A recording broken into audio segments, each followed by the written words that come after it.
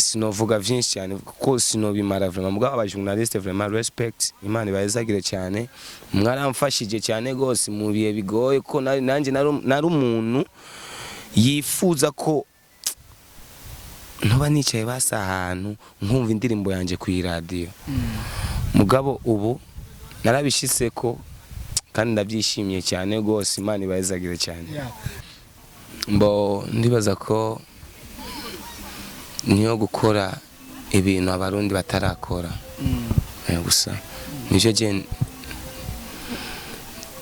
ko bivanye kwanza n'ama video gukora ama clip ameze neza cyane collab zikomeye cyane gose apana zijya collab tumenyere no ukora na collab n'umuririmbyi w'umurundi mugabo mugakora collab y'indirimbo iri hit song.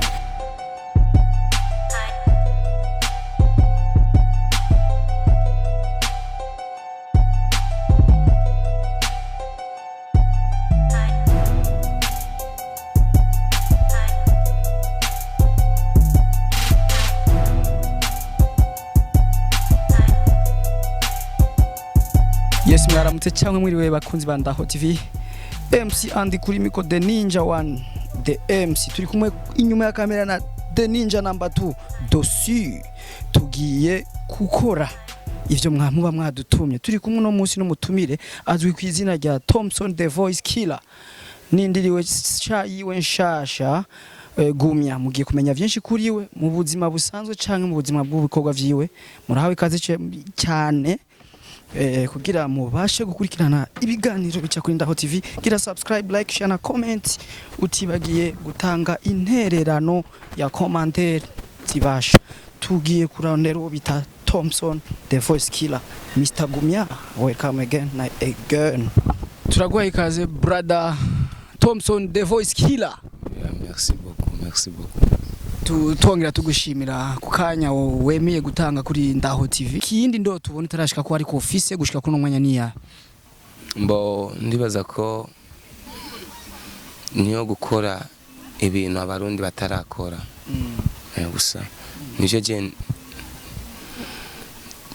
ko bivanye kwanza n'ama video gukora ama clip ameze neza cyane collab zikomeye cyane gose apana zijya collab tumenyere no ukora na collab n'umuririmbyi w'umurundi mugabo mugakora collab y'indirimbo iri hit song.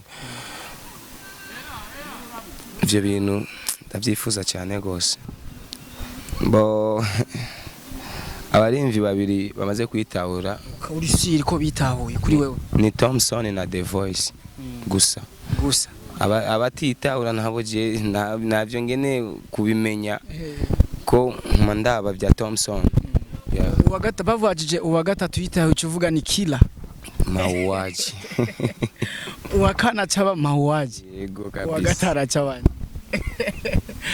Tomson turizera neza ko concert izogenda neza kandi turatumiye abantu bose bariko baradukurikirana kuri Ndaho TV muzoshike muri benshi cyane benshi. Tomson numwe mu baririmbyi babikora neza bafise ijwi risa neza ritagase abakunzi b'umuziki ndondi ku yindi ncuro bavyumve neza ko Tomson akeneye support yabo batumire ku yindi ncuro bro.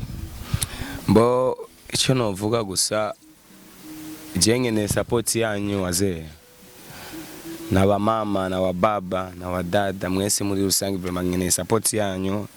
Show izoba ni 26 zo ku kwezi nyene ndabatumiye cyane ni kuri Bamako resto bar zoba ndinga ni Tomson the Voice zigendirimbo zanje zose mukunda ma one more night gumyani zindi nyinshi cyane za inspiration zose nzoziririmba vraiment ndabasabye muzoze munshigikire ko ni ikintu gikomeye cyane kubona umuririmbyi w'umurundi ko ni je kubwiwanje kwanza jewe sinkeneye cyane ko tukarindira baduhamagare mu mashow bizo ari ibintu birebire cyane gose nemugiye ko umuntu ariko arakora tegerezwa kubura planifya nawe akazoza.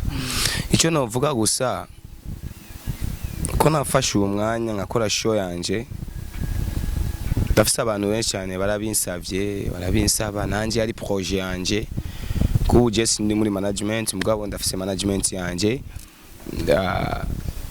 vuba tuzotangura akazi ninga ubona ngayi Killer Boy. Killer Boy. Yeah. Mama tubona Killer Boy present. Yeah. Niyo management yanje ni management ya Tomson the voice killer nzo bafisa abamambre banje n'abantu tuzokorana kandi ndabemeye cyane gose kandi cyo ikindi kintu ndabemereye abafanzi b'umuziki ndundi mu minsi iri imbere cyane gose muzobona andi ama collab nzokorana n'abarimvyi b'abarundi benshi cyane ba Bface bande nande ba Fabelo bande bose nzobakoresha. Ndibaza ko tuzokorana kandi tuzokora nivyari nkomwa kugira ndabivuge nga me mugabo vuba cyane ngiye gukora ama collab n'abarimvyi b'abarundi. Tomson ubwenge twagusanze mwese bwo twakuzigamo kumbure urya Tomson nimba atari banga ikiwango cy'ishure gihagaze gute? Bo just fise diplome oya cina diplome fise narize nyene shika muri 10e mugabo ico novuga ubwenge bwa mbere nubwo umuntu aba yavukanye jo ariyo tofauti ya akili na elimu. Reka ndabatauze basi akili na elimu. Akili ni zile ambazo unatoka nazo tumboni kwa mama yako zenye Mungu anakuwa alikupatia. Alafu elimu ni ile ambayo tunaenda kuitafuta kule shuleni, unaona?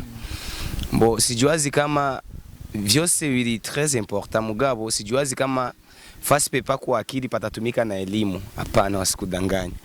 Cause ari abantu benshi cyane bataronsa amahigwe yo kwiga basi bakaronga ama diploma ama licence mugabo bakoresha abantu bafisa ama diplome na ama licence. Ndo ile akili nasema parce que ile akili ni kintu uba waremanye nico wavuye munda kwa mama wawe ugifise nigishobora guhinduka. Bo Tomson sifise diplome vraiment mugabo narize vyose ndabizi. Yeah. Tomson azindi mizinga jewe ngani ndimi zitatu. Zahe zose zitatu ndibaza ko bo ndibaza ko ni français na ni kirundi ni giswahili. Icyongereza si cyane gose ni MP ndagerageza mugabo vraiment icyongereza si cyane. Yo Tomson nimba atari banga afise umukunzi? Yego. Uramukunda ku buryo unamuvuga muri interview? Ruwa mbere je maze kumuvuga n'abandi baramuzi n'abafanzi banje baramuzi n'abandi bafanzi b'umuziki ndi n'abaririmbyi n'abajournaliste bose baramuzi. Yeah. Twe tushobora kuba dufise aka video kiwe tumaze gutora tuyivya ahantu canke tukaba dufise n'amafoto yiwe tumwerekanye tukamugaragaza ntaco vyo gutwara? Sinibaza ko ndibaza ko je ivyo Jesse navyo nibaza vraiment. Tomson kumengo ufise umukunzi nubwo tutarabasiri ko ari we ariko twaragerageje kurondera urusaku turarumenya sana muto wobukunda abakobwa bato muri kamere kawe cyane? Bo jewe kubwiwanje ngiye nkunda bose mugabo bivana nuko mwahuye n'uyo muntu wawe.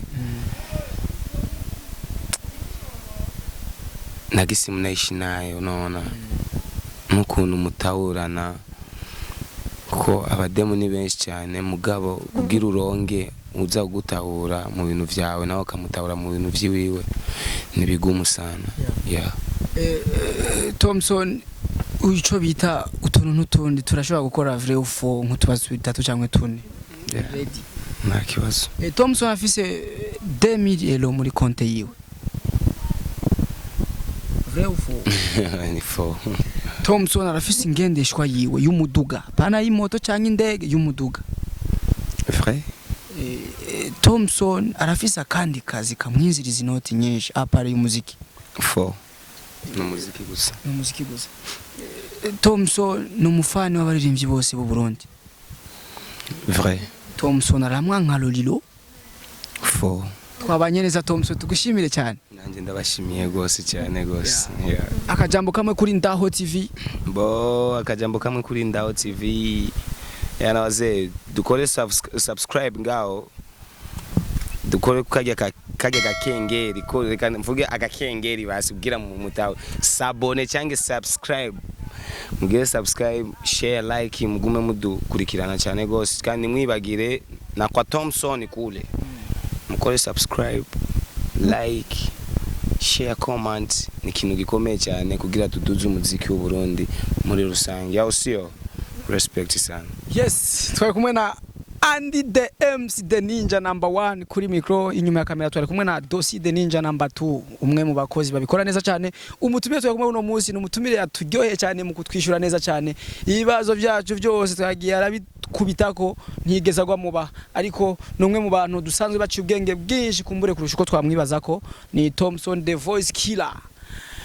Numwe mu bantu bariko bategurira byinshi, mwumvise yabateguriye concert le 26 septembre nimba tutihenze izobera kuri Bamako bar. Urahawe ikaze wese kandi yabatumye kuri channel ya YouTube ya The Voice Kill Tomson. Genda ugire subscribe, like, share na comment, utsibagiye kuri Ndaho TV. Gira subscribe, like, share na comment. Mwari kumwe na MC and bye bye.